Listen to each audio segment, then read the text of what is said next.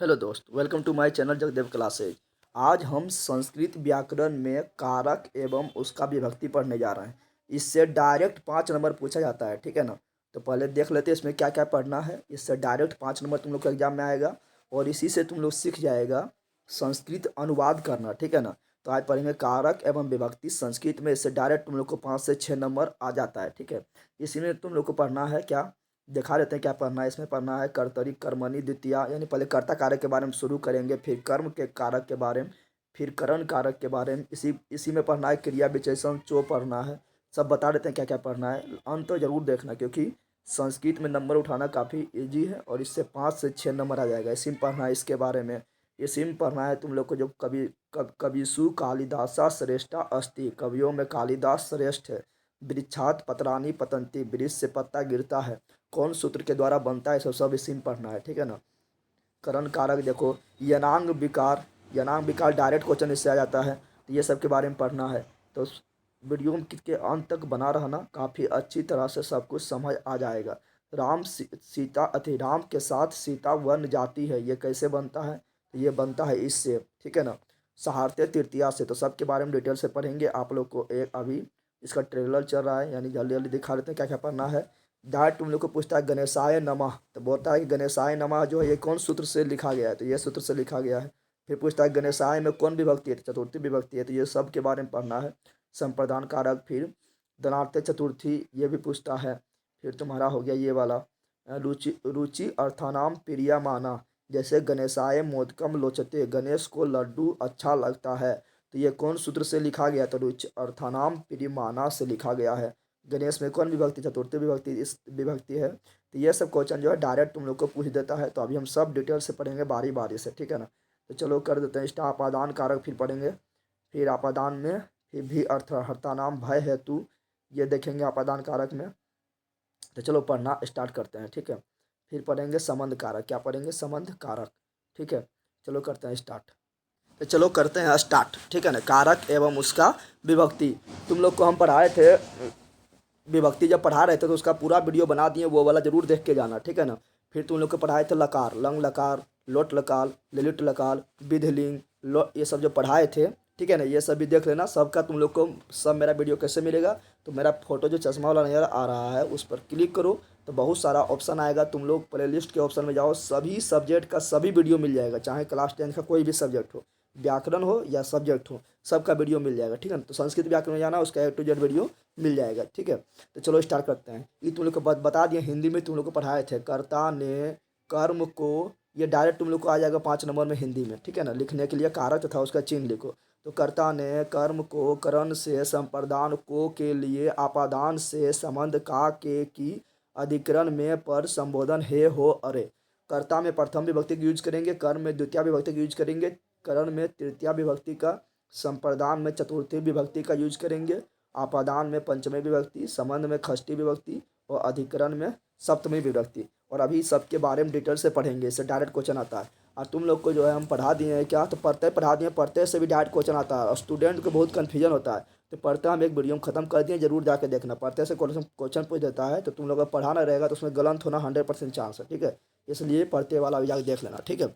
और तुम लोग को ऊपर ऊपर तुम लोग को ये नजर रखना, याद रखना कि अगर विसर्ग रहेगा तो प्रथम विभक्ति होता है, अगर लास्ट में मोह हलंत हो या मोह के ऊपर अनुस्वर हो तो द्वितीय विभक्ति होता है, अगर लास्ट में एन हो तो तृतीय विभक्ति होता है, अगर लास्ट में आय हो तो चतुर्थ विभक्ति होता है, अगर लास्ट में आत हो रामात तो पंचमी विभक्ति होता है, लास्ट में अस हो तो षष्ठी विभक्ति होता है रामस्य, लास्ट में ए हो जैसे जैसे रामे तो सप्तमी विभक्ति होता है और हे रामा ये संबोधन विभक्ति होता है, अष्टमी विभक्ति नहीं होता है, ठीक है ना। तो चलो करते हैं स्टार्ट। ये सब तुम लोग को हम विभक्ति वाला में अच्छा से डिटेल से पढ़ा दिए, वहाँ जाकर देखना, ठीक है। चलो करते हैं स्टार्ट। जो इम्पोर्टेंट है वो लास्ट में, ये सब तो फटाफट निकल जाएंगे ये सबसे देख के। कर्ता कारक देखो, एक सूत्र होता है क्या, एक सूत्र होता है स्वतंत्र कर्ता, जिसको बोलते हैं हम कर्तरी प्रथमा, क्या बोलते हैं, कर्तरी प्रथमा, यानी कर्ता कारक में प्रथमा विभक्ति का प्रयोग होता है। कर्ता कारक में हमेशा प्रथम विभक्ति देना है, बता चुके हैं। और प्रथम विभक्ति पहचाने का सिंपल नियम है कि उसमें विसर्ग लगा रहेगा। तो छात्रा संस्कृतम पठती, तो छात्रा में कौन विभक्ति है, प्रथम विभक्ति है, ठीक है ना। अच्छा, तुम लोग को कर्ता और कर्म तुम लोगों को पहचानने का के लिए आना चाहिए। कर्ता देखो कौन का उत्तर कर्ता कहलाएगा, और क्या का या किसे का उत्तर कर्म कहलाएगा। कौन का उत्तर कर्ता, क्या और किसे का उत्तर कर्म कहलाएगा। जैसे छात्रा संस्कृत पठती, कौन संस्कृत पढ़ता है तो छात्र पढ़ता है, तो ये हो गया कर्ता। क्या पढ़ता है तो संस्कृत पढ़ता है, तो ये हो गया कर्म। क्या हो गया कर्म, ठीक है। तो कर्ता और कर्म पहचानना आना चाहिए, ठीक है। तो छात्रा हो गया, मोहना हो गया, रामा हो गया, देवा हो गया, इस समय कौन विभक्ति है, प्रथमा विभक्ति है, ठीक है ना। तो ये उतना इंपॉर्टेंट नहीं था, ये तो सब इतना इंपॉर्टेंट ना है, ठीक है। इंपॉर्टेंट तुम्हारा शुरू होगा तृतीया विभक्ति से, ठीक है। चलो देखो यहाँ पर क्या है, कर्म कारक। तो कर्म कारक में द्वितीय विभक्ति का प्रयोग होता है, ठीक है ना। और कर्म कारक में कुछ देखते हैं, तो याद रखना कर्मणि द्वितीय, जैसे हम पढ़े थे कर्तरी प्रथमा, उसी प्रकार कर्मणि द्वितीय, यानी कर्म कारक में द्वितीय विभक्ति का प्रयोग होता है, ठीक है। इसका सूत्र क्या है, कर्तरी पश्चितम कर्मम। इस ये याद ना लिख रखना, तुम लोग को याद रखना है कर्मणि द्वितीय, यानी कर्म कारक में द्वितीय विभक्ति का प्रयोग होता है। तो वही लिखा हुआ है, कर्म कारक में द्वितीय विभक्ति का प्रयोग होता है। जैसे सह फलम खादति, वह फल खाता है। तो बताओ कौन खाता है, तो वह, तो ये तो हो गया कर्ता। क्या खाता है तो फल हो गया मेरा क्या, तो फल मेरा हो गया कर्म। क्या हो गया कर्म। और कर्म में तुम लोग को बताया कि लास्ट में रहेगा मोह हलंत या लास्ट में रहेगा अनुस्वर। तो देखो यहाँ पर क्या है, यहाँ पर अनुस्वर है ना। तो ये मेरा क्या है, ये मेरा द्वितीय फल में द्वितीय विभक्ति का प्रयोग किया गया है। कौन सा सूत्र के द्वारा, तो कर्मणि द्वितीया के द्वारा। उसी प्रकार यहाँ पर है, यहाँ पर क्या है, राम पत्रम लिखती, राम पत्र लिखता है, तो क्या लिखता है, तो पत्र लिखता है। पत्र क्या है, तो कर्म कारक है। कर्म कारक में कौन विभक्ति, तो द्वितीय विभक्ति, इसलिए देखो इसमें मोह हलंत है, या अनुस्वर भी दे सकते थे। समझ तुम क्या ज्ञान, तो याद रखना कर कर्मणि द्वितीय, यानी कर्म कारक में हमेशा द्वितीय विभक्ति का प्रयोग होता है, ठीक है। और यहाँ पे भी तुम लोग देख सकता है, छात्रा संस्कृतम पठती, कौन पढ़ता है, छात्र पढ़ता है, तो ये हो गया कर्ता, इसलिए प्रथम विभक्ति का यूज हुआ। क्या पढ़ता है, तो संस्कृत पढ़ता है। जैसे संस्कृत में देखो ऊपर में क्या है, तो ऊपर में देखो अनुस्वर नजर आ रहा है ना, ऊपर में क्या है, तो ऊपर में है अनुस्वर, यानी द्वितीय विभक्ति का प्रयोग कर दिए हैं। तो ये चलो देख लिए, ये सब में कोई दम नहीं है, आगे जाएंगे तो मिलेगा इंपॉर्टेंट वाला। अगला देखो, इससे क्वेश्चन भी आ जाता है कभी कभी, ठीक है ना। इससे क्वेश्चन आता है, क्रिया विशेषण चो, यानी क्रिया विशेषण किसे कहते हैं, तो जो क्रिया की विशेषता बतलाता है। क्रिया मतलब काम, जैसे हंसना, रोना, बैठना, उठना, सब्सक्राइब करना, लाइक करना, कमेंट करना, ठीक है, मारना, उठाना, पटकना, तो जिसके अंत में ना है वो क्या है, क्रिया। क्या है, तो जो क्रिया की विशेषता बतलाता है उसे क्रिया विशेषण कहा जाता है। और याद रखना, क्रिया विशेषण में हमेशा द्वितीय विभक्ति, यानी क्रिया विशेषण में कौन सा विभक्ति प्रयोग करते हैं, तो क्रिया विभक्ति में हमेशा द्वितीय विभक्ति का प्रयोग करते हैं। यानी लास्ट में आएगा क्या, तो अनुस्वर आएगा या मोह हलंत आएगा। समझ तुम लोग का आया। तो क्रिया विशेषण में हमेशा द्वितीय विभक्ति प्रयोग करते हैं। जैसे प्रेम कुमार तीव्रम धावती, तो दौड़ता है, धावती मतलब दौड़ना। कैसा दौड़ता है, तो तेज दौड़ता है। तो देखो दौड़ने की विशेषता बता रहा है, दौड़ता है तो कैसा, तो क्रिया की विशेषता बता रहा है, तेज दौड़ता है। तो यहाँ तेज का होता है तीव्र संस्कृत में। तो ये क्या है, ये मेरा क्रिया विशेषण, इसलिए इसमें देखो अनुस्वर दिए, यानी द्वितीय विभक्ति का प्रयोग किए हैं। तो जो क्रिया का विशेषता बताएगा उसे कहता है क्रिया विशेषण, और उसमें हमेशा द्वितीय विभक्ति का प्रयोग होता है। कौन सूत्र के द्वारा, तो कभी सूत्र भी पूछ देता है। तो क्रिया विशेषण चो, याद रखना। डायरेक्ट तुम लोग को मान लो एग्जाम्पल दे दिया, और डायरेक्ट पूछेगा बताओ तीव्रम में द्वितीय विभक्ति का प्रयोग कौन सा सूत्र के द्वारा किया गया है, तो क्या बोलना है, क्रिया विशेषण चो के द्वारा, ठीक है।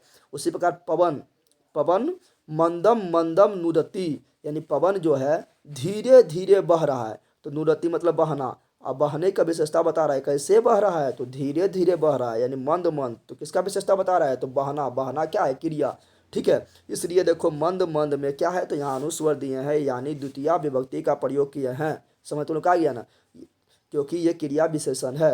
डायरेक्ट तुम लोग को इस तरह भी क्वेश्चन पूछ देगा, ये सेंटेंस लिख देगा, ये सेंटेंस क्या करेगा, लिख देगा, ठीक है ना। बोलेगा मंदम मंदम में द्वितीय विभक्ति का प्रयोग कौन सा सूत्र के द्वारा किया गया है, तो क्या बोलना है, क्रिया विशेषण चो के द्वारा, ठीक है। तो इतना तुम लोग को याद रखना, ठीक है। एक बार दो बार देख लो, डाउट सब क्लियर हो जाएगा। बहुत सारा हम पढ़ा दिए हैं, तो वो जाके देखो, हिंदी व्याकरण पर क्लिक करो, संस्कृत व्याकरण पर क्लिक करो, मिल जाएगा, ठीक है।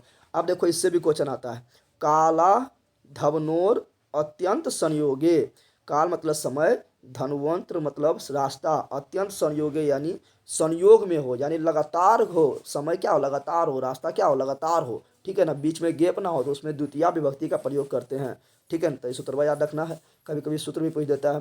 तो इसका मतलब क्या हुआ, कालवाचक। कालवाचक बोले तो काल मतलब टाइम, टाइम मतलब समय, कालवाचक यानी समय। और मार्गवाचक, मार्गवाचक बोले तो रस्तबा यानी रास्ता। शब्दों में यदि क्रिया का अतिशय लगाव हो, यानी क्रिया का क्या हो लगाव हो, ठीक है ना, यानी क्रिया लगातार चल रहा हो, कोई काम लगातार चल रहा हो, ठीक है ना, या व्याप्ति हो, तो उससे द्वितीय विभक्ति का प्रयोग होता है। अब देखो यहाँ पर, अब तुम लोग को एग्जाम्पल से समझो। यहाँ पर ध्यान दो, एक तो अभी हम पढ़ेंगे आगे जाके अपवर्गीय तृतीया, तो उसमें और इसमें अंतर करना सीखना। यहाँ पर जो काम होगा, ठीक है ना, तो यहाँ पर काम जो होगा वो लगातार होगा, कुछ भी होगा तो क्या होगा लगातार होगा, ठीक है ना, तो उसमें होगा द्वितीय विभक्ति, ठीक है ना। कौन सूत्र के द्वारा, तो ये सूत्र के द्वारा, काला धवनतोर अत्यंत संयोगे द्वितीय के द्वारा। जैसे क्रोशम, क्रोशम मतलब क्या होता है कोस ना, तुम लोग सुनता है कि यहाँ तुम लोग गाँव में सुनता होगा कि 1 कोस दूर, 2 कोस दूर, 3 कोस दूर, तो ये दूरी को दिखा रहा है, क्या दिखा रहा है दूरी को, यानी क्रोशम मतलब दूरी। और कुटिला नदी, कुटिला मतलब क्या, तो टेढ़ी मेढ़ी, कुटिला मतलब क्या टेढ़ी मेढ़ी, यानी कोस भर नदी टेढ़ी मेढ़ी है, यानी कोस भर तल नदी क्या है, तो लगातार टेढ़ी मेढ़ी है, लगातार क्या है टेढ़ी मेढ़ी है, तो लगातार दिखा रहा है, इसलिए इसमें देखो अनुस्वर कोस में, कोस मेरा क्या है, तो ये मेरा रास्ता को बता रहा है, इसलिए इसमें अनुस्वर देख के द्वितीय विभक्ति का प्रयोग किए हैं। तो समझ तुम लोग क्या गया इसमें द्वितीय विभक्ति प्रयोग क्यों किए हैं, डायरेक्ट तुम लोग को यही लिख देगा, ठीक है, क्रोशम कुटिला नदी लिख देगा। अब बोलेगा बता क्रोशम कुटिला नदी में, क्रोशम में द्वितीय विभक्ति का प्रयोग कौन सा सूत्र के द्वारा किया गया है, तो क्या बोलना है ये सूत्र के द्वारा, काला धवनोर्त अत्यंत संयोगे द्वितीय के द्वारा प्रयोग किया गया। उसी प्रकार देखो यहाँ मासम व्याकरण ओपठत, यानी महीने भर व्याकरण पढ़ा गया, महीने भर व्याकरण पढ़ा गया, यानी महीना भर लगातार व्याकरण पढ़ा गया, ठीक है ना। तो महीना क्या है, तो यह है कालवाचक, कालवाचक बोले तो समय, और काल में ये सूत्र के द्वारा द्वितीय विभक्ति प्रयोग करेंगे, तो इसलिए यहाँ पर देखो अनुस्वर है, दिखाई दे रहा है तुम लोग को, यहाँ देखो अनुस्वर है, यानी द्वितीय विभक्ति प्रयोग कर दिए। या कभी कभी यही लिख देगा, बोलेगा इसमें कौन सूत्र के द्वारा द्वितीय विभक्ति प्रयोग किया गया है, तो ये सूत्र के द्वारा किया गया है, ठीक है। उसी प्रकार अश्वा क्रोशा धावंती, क्रोशम धावंती, यानी अश्व जो है कोसों दूर तक दौड़ा, कोसों दूर तक दौड़ा यानी लगातार दौड़ा, तो यहाँ पर कोस क्या है, तो ये मेरा रास्ता को दिखा रहा है, कितना दूरी, तो कोस दूरी तक, यानी कोस दूरी तक रास्ता को दिखा रहा है, इसलिए इसमें ये सूत्र के द्वारा अनुस्वर दिए यानी द्वितीय विभक्ति का प्रयोग किया गया है, ठीक है। तो चलो अब तुम लोग को शायद ये समझ गया होगा, ठीक है। रामा चतुर्दश चतुर्दश वर्षानी बने नवसत, यानी राम जो है 14 वर्ष तक लगातार वन में निवास किया, ठीक है ना। तो यहाँ पर देखो ये क्या है, तो ये चतुर्दश चतुर चतुर्दश वर्षानी, ये क्या है, तो ये समय है, इसलिए इसमें द्वितीय विभक्ति का प्रयोग किया गया है, लेकिन इसमें अनुस्वर ना है, फिर भी द्वितीय विभक्ति में है, ठीक है। तो चलो ये समझ गया होगा। अब आगे बढ़ते हैं किसमें, तो आगे बढ़ते हैं करण कारक में, ठीक है। तो करण कारक में देखो, करण कारक में तृतीय विभक्ति का प्रयोग होता है, पहले इतना याद रखना, कर्ता में प्रथम, ठीक है ना, कर्म में द्वितीय और करण में तृतीय, ठीक है ना। तो कर्णे तृतीय, जैसे हम पढ़े थे कर्तरी प्रथमा कर्मणि द्वितीया, उसी प्रकार कर्णे तृतीया, ठीक है ना। करने में तृतीया में देखो इसमें कर्ण तृतीया विभक्ति पहचानने के सिंपल नियम है, लास्ट में रहेगा एन, क्या रहेगा एन, सब में एन नहीं रहेगा लेकिन अधिकांश में एन रहेगा, जो ओ करांत पुल्लिंग शब्द रहेगा, जैसे रामेन देवेन, ठीक है, बालकेन, तो ये समय क्या होगा, तो ये समय तृतीया विभक्ति है, तो वही लिखा है करने तृतीया, यानी करण कारक में तृतीया विभक्ति का प्रयोग होता है, ठीक है ना। करण कारक में कौन विभक्ति प्रयोग होता है, तृतीया विभक्ति का प्रयोग होता है, ठीक है ना। करण कारक जो है ये जुड़ाव को दिखाएगा, जुड़ाव मतलब समझता है ना, मतलब जोड़ेगा, करण मतलब क्या होता है से, और आपादान मतलब ये होता है से, पढ़ाया था कर्ता ने कर्म को करण से, संप्रदान को के लिए आपादान से, तो करण में भी से और आपादान में भी से, तो करण वाला जो से है ये जोड़ेगा,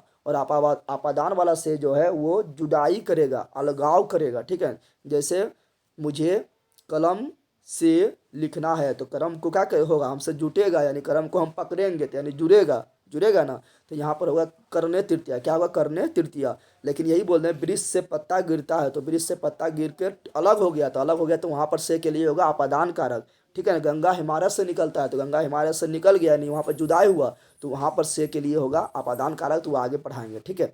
चलो तो यहाँ पर क्या लिखा हुआ है, यहाँ लिखा हुआ है क्या यहाँ लिखा हुआ है करने तृतीया यानी करण कारक में तृतीया विभक्ति का प्रयोग होता है। जैसे बालकाः कलमेन लिखति यानी बालक जो है कलम से लिखता है।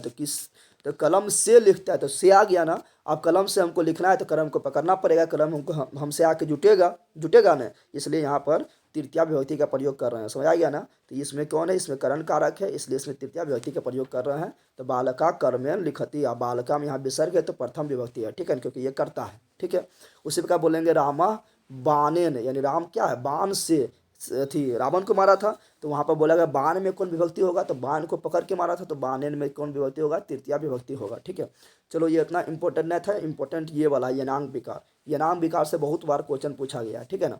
यनांग विकार बोल रहा है क्या, जिन अंगवाचक शब्दों में, अंगवाचक समझ रहे ना, हाथ पैर नाक कान गला, ठीक है ना, ये सब क्या है, अंग क्या है। तो जिन अंगवाचक शब्दों में विकार, विकार मतलब समझ रहा है विकलांग हो गया है, ठीक है ना, यानी कुछ प्रॉब्लम हो गया है, विकार होने से अंग क्या हो, विकृत हो जाए यानी बेकार हो जाए, विकलांग को दिखाए, ठीक है ना, दिव्यांग को दिखाए, ठीक है ना, माना जाए, उन अंगवाचक शब्दों में तृतीया विभक्ति का प्रयोग होता है। जैसे बोलेगा कि वह कान से बहरा है, वह कान से क्या है, तो कान में प्रॉब्लम हो गया, तो कान से, तो यहाँ पर कान से यानी करण कारक हो रहा है, से तो करण कारक में आता है, तो होगा यहाँ पर कर्णेन। कर्णेन मतलब कान से, बधिरा मतलब बहरा है, तो कर्णेन बधिरा, और डायरेक्ट ये लिख देगा, बताओ कर्णेन बधिरा, कर्णेन में कौन सा विभक्ति का यूज किया गया है, तो तृतीया विभक्ति का यूज किया गया है, क्योंकि बताया था लास्ट में एन आएगा तो तृतीया विभक्ति होगा।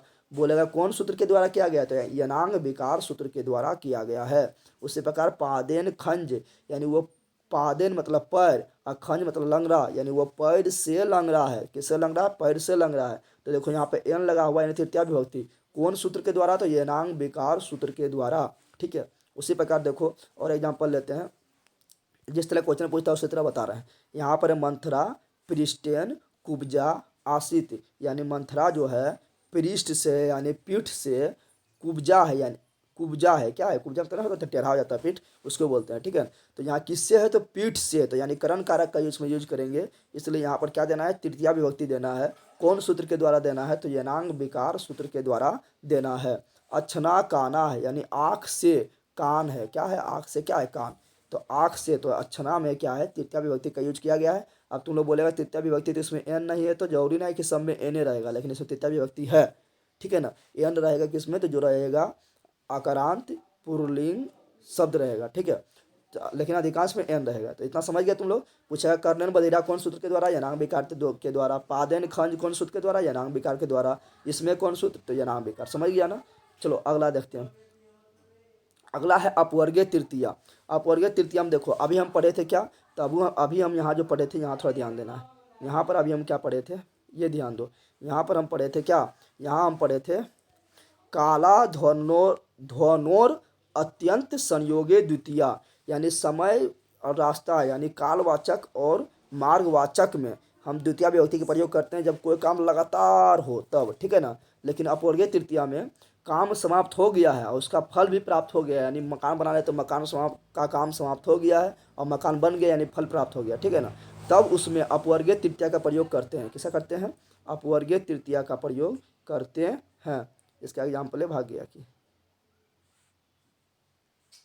इसका एग्जाम्पल लिखना भूल गए, चलो लिख दिए, ठीक है ना। जैसे मान लो कि सह मासेन व्याकरणम अधितम, इसका मतलब यहाँ पर क्या हुआ, यहाँ देखो यहाँ भी क्या है, तो यहाँ बोल रहा है अपवर्गीय तृतीया में बोल रहा है क्रिया की समाप्ति, यानी काम समाप्त हो गया। वहाँ पर क्या था, लगातार चल रहा था, ठीक है ना, लेकिन यहाँ पर क्रिया की समाप्ति हो गया, ठीक है ना, और फल की प्राप्ति हो जाए, ठीक है ना, और जो हम करना चाह रहे थे वो काम कंप्लीट होकर हमको फल प्राप्त हो गया है, ठीक है ना। तो इस अर्थ में कालवाचक यानी समय और मार्गवाचक यानी रास्ता शब्दों में तृतीया विभक्ति का प्रयोग होता है। जैसे सह मासेन, तो सह मासेन व्याकरणम अधितम, यानी वह महीना भर तक व्याकरण अध्ययन किया। क्या किया, अध्ययन किया, यानी अब उसका कंप्लीट हो गया अध्ययन करने, अब वो अध्ययन नहीं करेगा, ठीक है ना, यानी फल का प्राप्ति हो गया है, ठीक है। तो यहाँ पर मासेन में देखो एन लगा हुआ है, यानी तृतीया विभक्ति का प्रयोग किया गया है। तो उन लोग को डायरेक्ट पूछेगा कि बताओ यहाँ मासेन में तृतीया विभक्ति का प्रयोग कौन सा सूत्र के द्वारा किया गया है, तो क्या बोलना है, अपवर्गीय तृतीया। क्या बोलना है, अपवर्गीय तृतीया। लेकिन यही लिख देता है यहाँ पर मासम, क्या लिख देता, मासम, वहाँ का स्व और ऊपर अनुस्वर। तब बोलता बताओ इसमें द्वितीय विभक्ति का प्रयोग किया गया। तो द्वितीय विभक्ति का प्रयोग कौन सा सूत्र के द्वारा किया गया है? तो वो वाला जो हम बताए थे, क्या? काला धवनोर अत्यंत संयोगे द्वितीय। दोनों सही है, लेकिन इसमें तो हो जाएगा अपवर्गीय तृतीया, और मासम लिख देंगे तो हो जाएगा काला धमनोर अत्यंत संयोगे द्वितीय। इतना समझ तुम लोग का आया। उसी प्रकार और हम एग्जाम्पल ले सकते हैं, क्या? और हम एग्जाम्पल ले सकते हैं, सीता क्रोसेन कथाम औकथ्यत। सीता क्रोसेन, क्रोसेन मतलब कोस दूर तक क्या कहते गया? तो कथा कहते गया। ठीक है ना, इसको लिखिए देते हैं, संस्कृत है। चलो देखो एग्जाम्पल लिख दिए। सीता क्रोसेन कथाम ओ कथियत, यानी सीता क्रोसेन मतलब कोसों दूर तक। तो कोसों दूर क्या है? रास्ता है। ठीक है ना, रास्ता है। कथाम ओ कथियत यानी कथा कहा था। ठीक है ना, यानी कथा कहना अब हो गया, अब वो रुक गया, अब कथा नहीं कह रहा है, इसलिए यहाँ पर एन दिए हैं, यानी तृतीया विभक्ति का प्रयोग किए हैं क्रोस में, क्योंकि ये क्या है? रास्ता है। तो कालवाचक और मार्गवाचक में तृतीया विभक्ति प्रयोग करते हैं कौन सूत्र के द्वारा? तो अपवर्गीय तृतीया सूत्र के द्वारा। लेकिन यहाँ पर मान लो कि क्रोसेन न लिख के हम लिख देते हैं, क्या लिख देते हैं? हम क्रोसम लिख देते हैं, यानी ऊपर में अनुस्वर या मोहलंत दे देते हैं। ठीक है ना, तब बताओ ये इसमें द्वितीय विभक्ति प्रयोग कर दिए हैं, कौन सूत्र के द्वारा किए हैं? तब हो जाता मेरा क्या? काला धमनोर अत्यंत संयोगे द्वितीय के द्वारा। तो चलो इसमें अंतर तुम लोग समझ गया होगा। ठीक है, चलो अब आगे देखते हैं क्या है। आगे है सहार्थ्य तृतीया। इससे डायरेक्ट तुम लोग को क्या पूछता है? डायरेक्ट इससे तुम लोग को पूछ देता है, थी अनुवाद करने के लिए भी पूछ देता है, और ऑब्जेक्टिव में भी आता है कि बताओ कि इसमें कौन सा सूत्र के द्वारा तृतीया विभक्ति प्रयोग किया गया है। ठीक है, तो सहार्थ्य तृतीया क्या बोलता है? बोलता है सह। सह मतलब होता है साथ। ये वाला सह नहीं बोल रहा है, ये वाला सह बोलेंगे तो सह मतलब हो जाएगा वह। क्या हो जाएगा? वह। ठीक है ना, सो विसर्ग देंगे तो। लेकिन हम बोल रहे हैं सो ह सह। सह मतलब होता है साथ। क्या होता है? सह। तो सह यानी साथ अर्थ वाले। तो साथ किसका अर्थ होता है?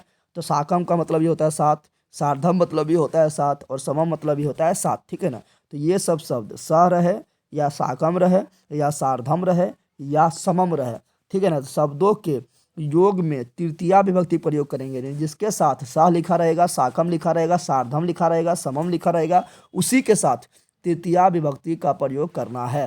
ठीक है ना, विभक्ति का प्रयोग होता है, जैसे राम के साथ सीता बन जाती है या राम के साथ सीता जाती है। तो यहाँ पर ध्यान दो, ये क्वेश्चन बहुत बार पूछा गया है कि राम के साथ सीता बन जाती है। तो देखो किसके साथ? तो राम के साथ। तो राम में होगा तृतीया विभक्ति, कौन सूत्र के द्वारा? सहार्थ्य तृतीया के द्वारा। तो तृतीया विभक्ति यानी एन लगाना है। यहाँ पर क्या हो गया? रामेन, राम के साथ यानी रामेन सह, यानी राम के साथ सीता वन जाती है। तो वन का यहाँ पर लिख देना है, वन को लिखना है वनम। कहाँ जाते हैं? वनम, यानी द्वितीय विभक्ति प्रयोग किए हैं वनम में। वनम गच्छति, यानी राम के साथ सीता वन जाती है। ये तुम लोग को डायरेक्ट आ जाता है इस तरह, तुम लोग को क्या तो आ जाएगा अनुवाद करने में कि राम के साथ सीता वन जाती है। बनाओ इसका ट्रांसलेशन, यानी अनुवाद करो संस्कृत में। तो क्या लिखना है?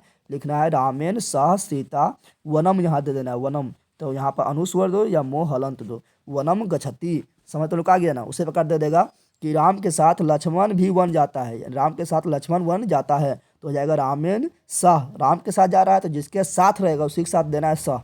ठीक है, उसी में देना है तृतीया विभक्ति। तो रामेन सह लक्ष्मण वनम गच्छति। समझ तो लोग आ गया ना। तो डायरेक्ट तुम लोग को ये लिख देगा, बोलेगा इसमें कौन सूत्र के द्वारा तृतीया विभक्ति प्रयोग किया गया है रामेन में? तो सहार्थ्य तृतीया के द्वारा, क्योंकि यहाँ पर सह है। चलो अगला देखते हैं। अगले यहाँ पर लिखा हुआ क्या?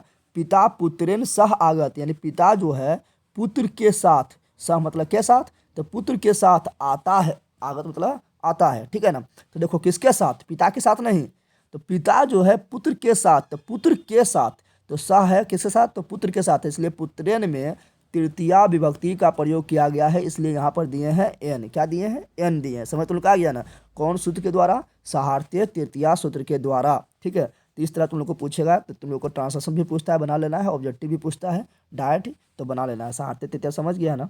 चलो तो हम करण कारक पढ़ लिए हैं, अब पढ़ना है हमको संप्रदान कारक। क्या पढ़ना है? और हम जानते हैं संप्रदान कारक में जो पढ़ेंगे उसमें पढ़ेंगे चतुर्थी विभक्ति का प्रयोग। क्या पढ़ेंगे? चतुर्थी विभक्ति का प्रयोग। ठीक है, तो चलो संप्रदान कारक में चतुर्थी विभक्ति का प्रयोग होता है। ठीक है, अब इसमें देखते हैं जो मेन सूत्र है। ऐसे तो बहुत सारा है, लेकिन देखेंगे जो मेन है।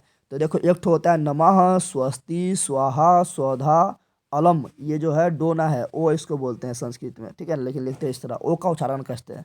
तो अलम सट योगाच, यानी नमा धातु के अर्थ में स्वस्ति धातु के अर्थ स्वस्ति रहे या सोहा रहे या स्वधा रहे ये अलम्र है। तो ये सब में क्या करना है, ये सब में हमेशा चतुर्थी विभक्ति का प्रयोग करना है। तो यही लिखा हुआ नमा रहे, स्वस्ति रहे, स्वाहा रहे, स्वधा रहे, अलम्र रहे, वसट रहे, तो ये सब में चतुर्थी विभक्ति का प्रयोग करते हैं। और ये सब शब्द जो इस्तेमाल होता है कहाँ पर, तो ये सब शब्द इस्तेमाल होता है पूजा पाठ में। जैसे हम बोलते हैं गणेशाय नमः, क्या बोलते हैं, गणेशाय नमः, तो यहाँ पर नमः आ गया, तो जिसके साथ नमः आया उसके साथ देना है चतुर्थी विभक्ति। चतुर्थी विभक्ति में सिंपल याद रखना कि लास्ट में देना है आय, क्या देना है, आय, यानी आकर यो देना है। सब में ना होता है लेकिन अधिकांश में 90% में आय होता है। तो वही हो गया यहाँ पर गणेशाय नमः। समझ तुम लोग का आया। अब डायरेक्ट तुम लोग को लिख देगा कि गणेशाय नमः में गणेशाय में कौन सा विभक्ति प्रयोग किया गया, चतुर्थी विभक्ति का प्रयोग किया गया है। कौन सूत्र के द्वारा, तो ये सूत्र के द्वारा, ठीक है ना।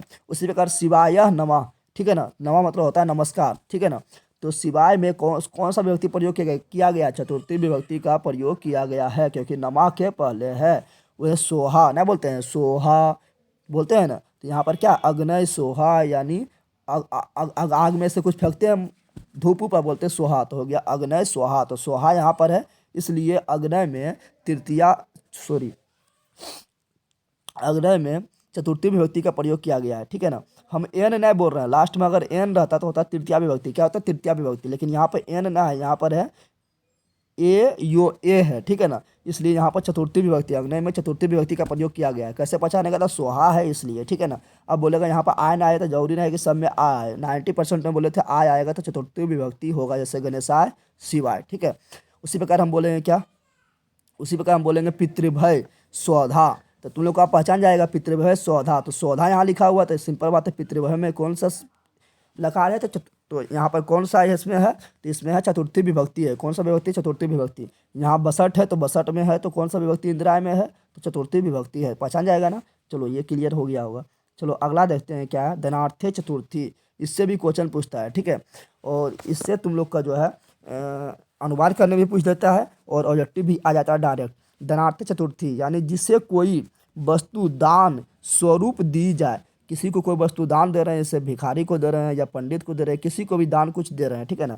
तो उसमें चतुर्थी विभक्ति का प्रयोग होता है, ठीक है ना। और किसमें चतुर्थी विभक्ति, तो जो दान देगा उसमें ना, जो दान देगा उसमें ना, जिसे दान देगा उसमें चतुर्थी विभक्ति का प्रयोग करना है। जिसे कोई वस्तु दान स्वरूप दी जाए उसमें चतुर्थी विभक्ति का प्रयोग होता है। चतुर्थी विभक्ति का मतलब हुआ कि लास्ट में 90% में आय आएगा।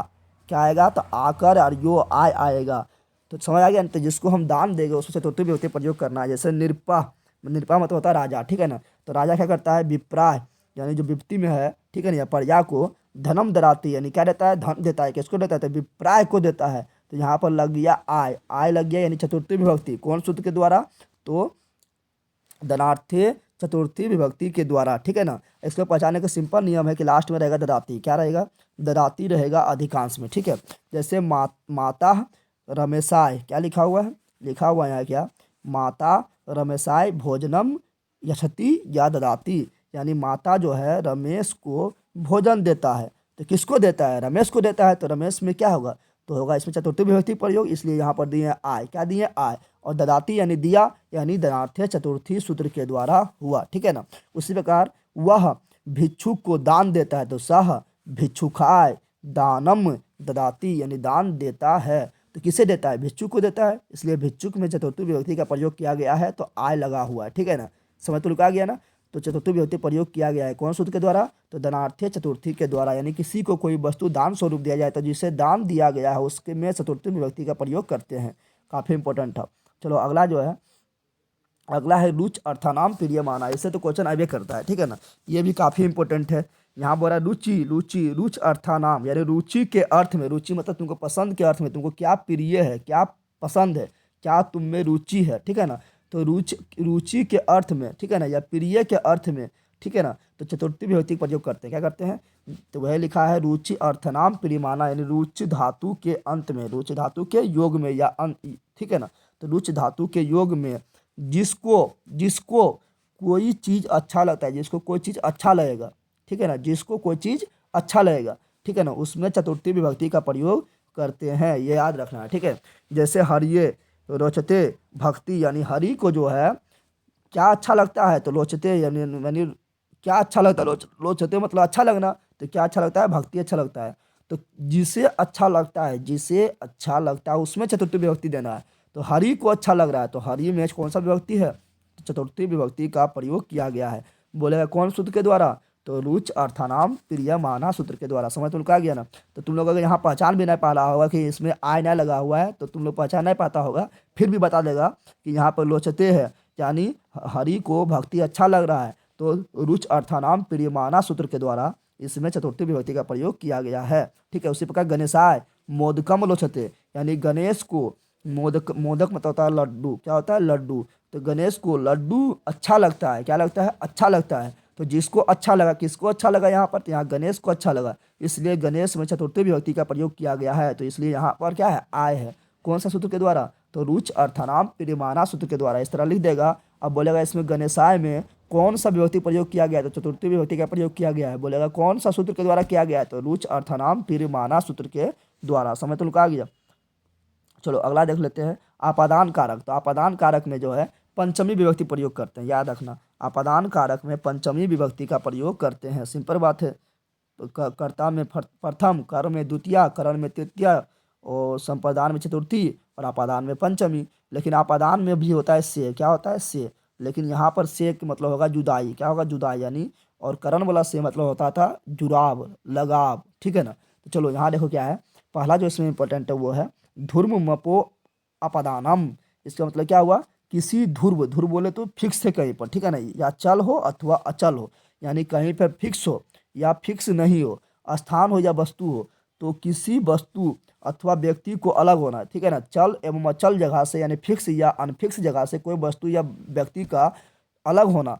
क्या, तो अलग होने पर जिससे अलगाव हो, किससे, तो जिससे अलगाव होता है उसी में क्या होता है, तो उसी में जो है उसको हम आपादान कारक में बोलते हैं, और उसमें जो है पंचमी विभक्ति का प्रयोग करते हैं। समझ तो आ गया ना। ऐसी से एक काफ़ी इंपॉर्टेंट से पूछता है, जैसे गंगा हिमालय से निकलती है, गंगा हिमालय से निकलती है, तो कौन निकलता है, गंगा निकलता है, ठीक है ना। तो और कहाँ से, तो हिमालय, तो हिमालय क्या है, चल है, यानी फिक्स है कि हिमालय कहाँ पर है, तो भारत और नेपाल के बॉर्डर पर है, तो फिक्स हो गया। और बोल रहा है यहाँ पर अलगाव होता है, ठीक है ना। तो जिससे अलग हुआ उसी में पंचमी विभक्ति देना है, उसी में पंचमी विभक्ति देना है। और पंचमी विभक्ति के 90% के अंत में आत होता है, क्या होता है, आत, याद रखना, ठीक है। तो यहाँ हिमालय में आत लगाएंगे तो हो जाएगा हिमालयात। तो हो गया क्या मेरा हो गया हिमालयात गंगा निसरती, यानी हिमालय से, तो हिमालय से निकल रहा है इसलिए हिमालय में पंचमी विभक्ति। तो हिमालय से गंगा निकलती है, तो हिमालयात गंगा निसरती, या इस प्रकार भी लिख सकते हैं गंगा हिमालयात निसरती। समझ तो आ गया ना। उसी प्रकार बोलेंगे वृक्ष से पत्ता गिरता है, तो वृक्ष से पत्ता अलग हो गया, अलग हो गया तो उसमें पंचमी विभक्ति देना है, ठीक है ना। जुदाई हो गया, किसमें पंचमी विभक्ति देना है, पत्ता में कि वृक्ष में, तो जिससे अलग हो रहा है, किससे अलग हो रहा है, तो वृक्ष से अलग हो रहा है, तो से लगा हुआ वृक्ष के साथ, तो उसमें देना है, तो हो जाएगा वृक्षात पत्राणी पतंती, तो वृक्षात पत्राणी पतंती। समझ तो आया। उसी प्रकार वह घर से आता है, तो घर से जुदाई हुआ, घर से जुदाई हुआ ना, तो जिससे जुदाई होगा उसमें पंचमी विभक्ति देना है, तो सह गृहात, आत लगा हुआ है तो पंचमी विभक्ति, तो सह गृहात आगच्छत। समझ तो आ गया ना। ये काफ़ी इंपॉर्टेंट था।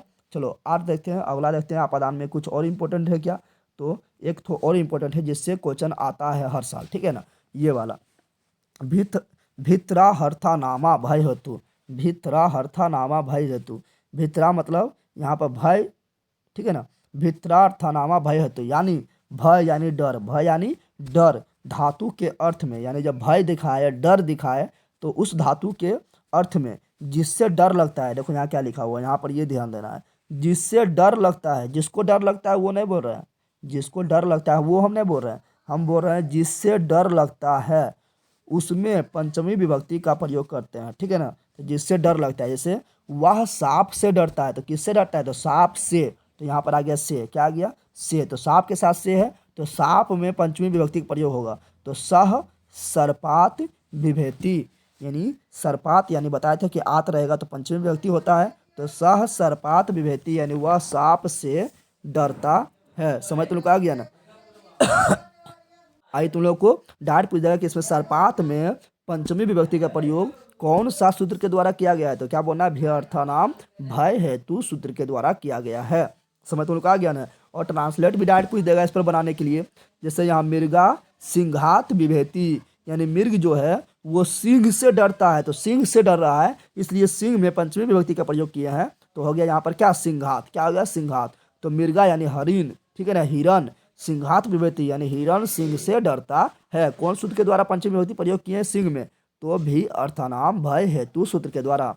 सह व्याघ्रात बिभेति यानी वह बाघ से डरता है, तो बाघ से डर रहा है, इसलिए बाघ में पंचमी विभक्ति का प्रयोग होगा, इसलिए इसमें लगाए आत, तो हो गया व्याघ्रात। ठीक है ना, कौन सूत्र के द्वारा, तो भी अर्थानाम भय हेतु सूत्र के द्वारा। इतना तुम लोग समझ गया होगा। ठीक है, तो आपादान कारण कारक देख लिए हैं। अब देखेंगे संबंध कारक, और संबंध कारक में भी जो हम लिखे हैं ये काफ़ी इंपॉर्टेंट है। ठीक है, और ये क्या है, संबंध कारक में षष्ठी विभक्ति का प्रयोग करते हैं। ठीक है ना, तो देखते हैं संबंध कारक। संबंध कारक तो उतना इंपॉर्टेंट नहीं है, लेकिन जो इंपॉर्टेंट है वो है अधिकरण कारक। तो अधिकरण कारक देखेंगे, लेकिन याद रखना संबंध कारक में कौन सी विभक्ति प्रयोग करेंगे, तो षष्ठी विभक्ति, क्योंकि ये 6 नंबर में आता है। षष्ठी विभक्ति सिंपल पहचान का नियम क्या है, इसमें रहेगा एस से, क्या रहेगा, एस लास्ट में रहेगा। 90% शब्द में लास्ट में रहेगा एस, तो समझ आना षष्ठी विभक्ति एक वचन है। ठीक है ना, अब यहाँ ध्यान दो, इसमें क्या होता है संबंध में, तो संबंध बोलते हैं हम कर्ता ने कर्म को करण से संप्रदान को के लिए आपादान से संबंध का के की, तो का के की बोलते हैं। जैसे यहाँ पर क्या है, राज्ञा पुरुषा यानी राजा का पुरुष, तो यहाँ पर का आ गया ना, तो राज्ञा में कौन सा विभक्ति प्रयोग किया गया है, तो षष्ठी विभक्ति का प्रयोग किया गया है। षष्ठी विभक्ति में राजन को राज्ञा लिखते हैं। ठीक है ना, उसी प्रकार यहाँ पर है शरीरस्य अंगानी यानी शरीर का अंग, तो काके की आ गया ना, इसलिए यहाँ पर शरीर में षष्ठी विभक्ति का प्रयोग किया गया है, इसलिए लास्ट में क्या है, अस्य, क्या है, अस्य। फिर यहाँ पर है कूपस्य जलम, कूपस्य जलम, तो लास्ट में देखो यहाँ पर कूप का जल, कूप का जल, तो यहाँ पर कूप में कौन सा काके की आ गया, तो षष्ठी विभक्ति की यूज होगा, इसलिए लास्ट में अस है, और अस है तो यानी षष्ठी विभक्ति में है और एक वचन है। चलो इतना इंपॉर्टेंट नहीं था। अधिकरण कारक जो है ये काफ़ी इंपॉर्टेंट है, जो एग्जाम्पल लिखे हैं। अधिकरण कारक में सप्तमी विभक्ति का यूज होता है, याद रखना। यतच्च निर्धारणम, डायरेक्ट लिख देगा कि निर्धारण धातु के अंत में कौन सा विभक्ति का प्रयोग करते हैं, तो क्या बोलना है, षष्ठी। क्या बोलना है, डायरेक्ट तुम लोग को में पूछा गया, पिछला साल भी पूछा गया कि निर्धारण के अर्थ में कौन सा विभक्ति का प्रयोग करते हैं, तो क्या बोलना है, षष्ठी विभक्ति का प्रयोग करते हैं। इसको बोलते हैं यतच्च निर्धारणम। इसका मतलब क्या हुआ, इसका मतलब हुआ कि समुदाय वाचक यानी बहुत सारा समूह है, ठीक है ना, और उसमें किसी एक को हम चुन के बता रहे हैं कि ये क्या है, श्रेष्ठ है, सबसे अच्छा है। ठीक है, तो वही लिखा हुआ समुदाय वाचक शब्दों से यदि किसी वस्तु को या व्यक्ति को, अगर व्यक्ति का समूह है तो उससे एक व्यक्ति को चुन लो, या वस्तु का समूह है तो उससे किसी एक वस्तु को चुन लो। ठीक है ना, कि श्रेष्ठता बतलाई जाए, यानी उसमें समूह में से किसी एक को श्रेष्ठता बतलाई जाए, तो समुदाय वाचक क्या बोल रहा है, जो झुंड था, जो समूह था उसमें, यानी समुदाय वाचक शब्द में षष्ठी या सप्तमी विभक्ति का यूज होता है। षष्ठी बहुत कम यूज होता है, ज़्यादा होता है सप्तमी। ऐसे षष्ठी भी यूज कर देगा तो गलत नहीं है, लेकिन षष्ठी कम होता है, सप्तमी ज़्यादा होता है। समझ तो लिखा गया, किस में होगा, तो समुदाय में होगा। समुदाय में षष्ठी विभक्ति यानी झुंड में षष्ठी या सप्तमी विभक्ति का यूज करेंगे, लेकिन षष्ठी कम होगा, सप्तमी ज़्यादा होगा। जैसे बोलेंगे क्या, तुम लोग को डायरेक्ट पूछ देता है, कविसु कालिदासा, बोलता है कवियों में कालिदास श्रेष्ठ है, तो कवियों यानी समूह बता दिया। कवियों मतलब क्या हुआ, समुदाय हो गया, कवियों का समुदाय हो गया, कवियों का झुंड हो गया, उसमें हम कालिदास को चुन लिए हैं, तो क्या हो गया, कवियों में कालिदास श्रेष्ठ है। तो कवियों में, तो कवि मेरा क्या हुआ, वो हो गया समुदाय, तो इसमें देना है षष्ठी विभक्ति, इसलिए हो गया मेरा क्या, कविसु। षष्ठी विभक्ति दे दिया ना, देखो सब षष्ठी ने सप्तमी विभक्ति, ठीक है ना, षष्ठी भी दे सकते हैं। सप्तमी विभक्ति को पहचानने का सिंपल नियम बता रहे हैं। सप्तमी विभक्ति के अंत में क्या होगा, तो सप्तमी विभक्ति के अंत में लास्ट में सु होता है। क्या होता है, मूर्धन सो और सु, यानी मूर्धन सो रहेगा और हर्षु का रहेगा, यानी सु रहेगा। ठीक है ना, इसलिए कविसु यानी कवियों में, कविसु यानी कवियों में। अब में आ रहा है तो अधिकरण में पर होता है, तो जिसके साथ में पर रहेगा उसमें सप्तमी विभक्ति का यूज करना है। तो कविसु यानी कवियों में कालिदासा श्रेष्ठा अस्ति, यानी कवियों में कालिदास श्रेष्ठ है। डायरेक्ट तुम लोग को इस तरह जो है तुम लोग का अनुवाद करने भी दे देगा, तो लिख देना, लिख देगा कवियों में कालिदास श्रेष्ठ अनुवाद करो, तो क्या लिखना है, कविसु कालिदासा श्रेष्ठा अस्ति। और इसमें जो है पूछा है कि कविसु में सप्तमी विभक्ति का प्रयोग कौन सा सूत्र के द्वारा किया गया है, तो क्या बोलना है यतच्च निर्धारणम। क्या बोलना है, तो बोलना है तुम लोग को क्या, तो बोलना है यतच्च निर्धारणम। क्या बोलना है, यतच्च निर्धारणम के द्वारा। उसी प्रकार बोलेगा क्या, नदियों में गंगा पवित्र है। क्या है नदियों में, नदियों मतलब क्या होगा कि नदी का झुंड हो गया, समुदाय हो गया, और उस नदी में हम बता रहे हैं कि गंगा क्या है, पवित्र। तो नदी में क्या करना है, तो नदियों में, तो नदी के साथ आया में आया है, नदी क्या है, समुदाय है, तो उसमें हमको सप्तमी विभक्ति का प्रयोग करना है। इसलिए यहाँ लिखे है नदी, सु लगा हुआ है, यानी ये क्या है, ये षष्ठी सप्तमी विभक्ति है। क्या है, सप्तमी विभक्ति है। ऐसे हम यहाँ पर षष्ठी विभक्ति का यूज, यानी नदी नाम, षष्ठी विभक्ति यानी नदी नाम, आम रहेगा तो षष्ठी विभक्ति, इसका भी प्रयोग कर सकते हैं, लेकिन ज़्यादा सप्तमी विभक्ति का प्रयोग होता है। तो हो गया नदियों में गंगा पवित्र है, तो नदीसु गंगा पवित्रमा अस्ति, यानी नदियों में गंगा श्रेष्ठ है। तो बोलेगा नदीसु में कौन विभक्ति प्रयोग किया गया है, तो नदीसु में सप्तमी विभक्ति का प्रयोग किया गया है। कौन सूत्र के द्वारा किया गया है, तो यतच्च निर्धारणम, कौन सूत्र के द्वारा, तो यतच्च निर्धारणम सूत्र के द्वारा। समझ तो लोग आ गया ना। तो चलो ये हुआ कारक तुम लोग को खत्म हो, ठीक है। अब तुम लोग को जो है इससे क्वेश्चन जो है 5-6 क्वेश्चन आना फिक्स हो गया, ठीक है। एक बार तुम लोग का बोलेगा, अगर ये वीडियो अच्छा चला तो इसका जो अभी तक जितना क्वेश्चन इससे बना है, कारक परक्रम से, कारक एवं उसका विभक्ति से, ठीक है ना, उसका हम क्वेश्चन आंसर तुम लोग को लेते चलाएंगे, ठीक है। और तुम लोग पढ़ते वाला भी जाके वीडियो जरूर देखो, 1 से 2 बार समझ आ जाएगा पूरा। अच्छा, उससे भी क्वेश्चन पूछेगा तो उसमें तो स्टूडेंट को और कन्फ्यूजन होता है, तो जरूर जाके देखो। मिलते हैं नेक्स्ट वीडियो में। बताओ वीडियो कैसा लगा है। जय हिंद, जय भारत, जय बिहार। और जो अभी 10 में जाने वाला स्टूडेंट है उसको तुम इस चैनल के बारे में बताओ, ठीक है। जितना तुम लोग हो सकता है शेयर करो, लाइक करो, सब्सक्राइब करो। मिलते हैं नेक्स्ट वीडियो में। जय हिंद, जय भारत, जय बिहार। थैंक्स।